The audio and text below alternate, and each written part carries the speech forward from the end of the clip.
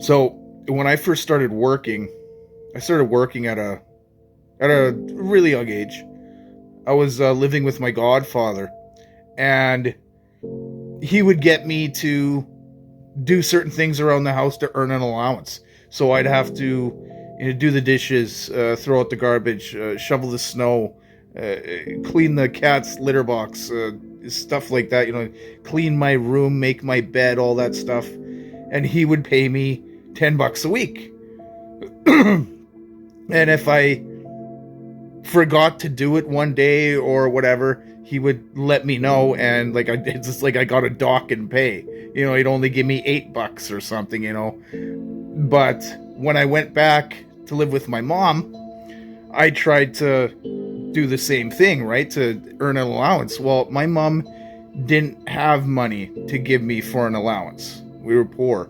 So she told me, if you want to earn some extra money, you're going to have to get a job. Well, I was like 10 years old. Like, what can a 10-year-old get for a job? There wasn't really much, unless you went door to door and started offering to cut grass and stuff like that. So I seen an advertisement for a paper route.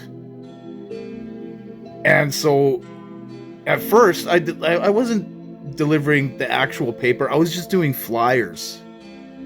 It's just advertisements for certain businesses and stuff like that. And I got paid $80 a month. And I had, I think, 6 or 7 streets. I did my whole neighborhood anyways. And with flyers, you got to do every single house, unless the mailbox says save the trees, no flyers please. But the first boss that I worked for, or company or whatever, they went under. And so eventually my checks started getting smaller and smaller. It started, I was getting $80, and then it dropped down to 75, and then 65, and then it's 60, and then finally I was just my mom's noticed this, and she's just you keep getting paid less and less every month here. And then she called my boss or whatever. She said, how come Harley started, he was getting paid this much, and now he's only getting paid that? And the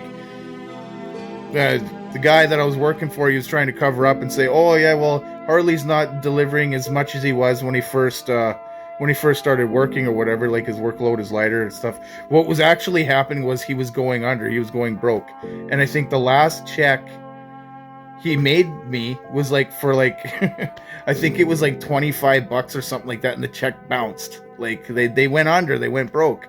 But that got my foot in the door to get hired by SRT Distributing.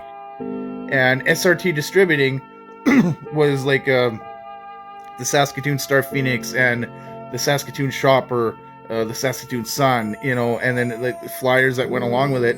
And I ended up getting a job with them delivering the paper 3 days a week. So I would work Monday, Wednesday, and Saturday. And Monday was all the flyers, advertisements for all the businesses that were on A Street and stuff like that, restaurants and that. Wednesday was the Saskatoon Shopper, and then Saturday was the Saskatoon Sun, which was the newspaper or whatever. And same thing, it's just I did my whole neighborhood. Well, we got some really cold winters, and like I said, we were poor.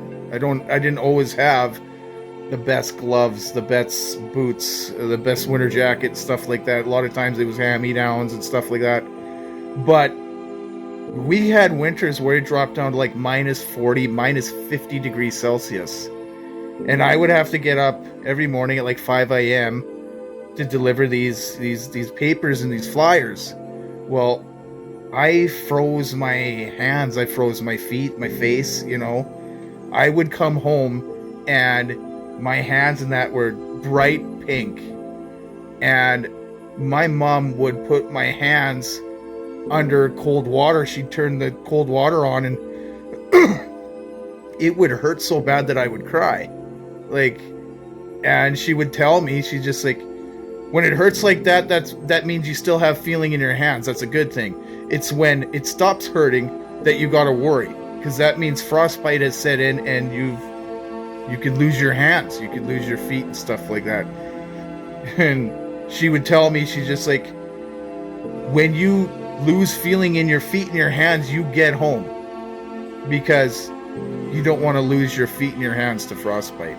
But we would get the catalogs, the Sears catalogs in the wintertime. We would get the phone books, and back then the phone books were huge. They were like 5 to 10 pounds each. Like they were massive. And I used to get paid $100 a month to deliver these things to every single house. And I used to have a side bag, and then I had one on my shoulders that was front and back, and plus I would push a cart behind me. And I did it 3 days a week, through 2 feet of snow and minus 40 weather. Like, we didn't have a vehicle. Like, my mom helped me a few times, even like my uncle came a few times too, but most of the time I was by myself. And yeah, I froze my hands, I froze my feet, my face, like, for $100 a month, delivering the paper and delivering flyers when I was like 9-10 years old. And I did that. I got known as the paper boy. I did that until I was about 14-15 years old, until I could get my first actual job. And I got a job at the Centennial Auditorium. I think I was 15, and I got paid $8 an hour. Minimum wage was $7. Like, I was super pumped. But I delivered papers and flyers for like 5 years, 4 or 5 years, when I was a kid. And but yeah, I was like, that's how I started working. And then for my godfather, just doing stuff around the house, cutting the grass and stuff like that. But there were some really cold winters I was out there, man, and I did it for $100 a month.